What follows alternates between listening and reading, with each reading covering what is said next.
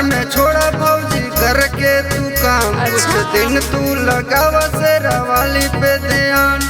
ठीक बा। नवरात्र में छोड़ा भौजी घर के तू काम। कुछ दिन तू लगावा शेरा वाली पे ध्यान। ऐसन काहे जी? 5 अड़उल के हार मलिनिया लईली। 5 अड़उल के हार मलिनिया लईली। सुनिए देवर जी, होके शेर पर सवार खूबे गुजे जयकार। स्वागत करे चलो देवरू मोर मैया योइली। होके शेर पर सवार खूबे गुजे जयकार। स्वागत करे चलो देवरू मोर मैया योइली।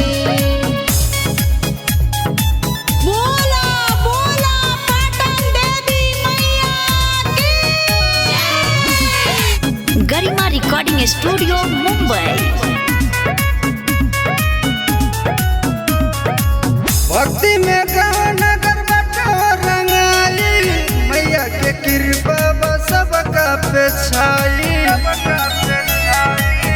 अरे सुनो ए देवर जी, सुनो ए देवर छोड़ा कोइल रंग दहरी। माई से मांग ली हो तू रोजगारी। चारों राजर बड़ी माई कैली। चारों राजर बड़ी माई कैली। सुना होके शेर पर सवार खूबे गुजे जयकार। स्वागत करे चलो देवरू मोर मैया योइली। होके शेर पर सवार खूबे गुजे जयकार। स्वागत करे चलो देवरू मोर मैया योइली। होके शेर पर सवार खूबे गुजे जयकार। स्वागत करे चलो देवरू मोर मैया योइली।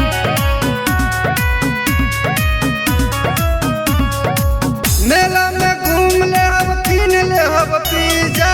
गोदिया में मांग ले हम भौजी भतीजा। पूरी देवर जी सब मनवा के आस हो। दुर्गा माई पे तू रख विश्वास हो। अनुज के माथे हाथ माई देख धैली। अनुज के माथे हाथ माई देख धैली।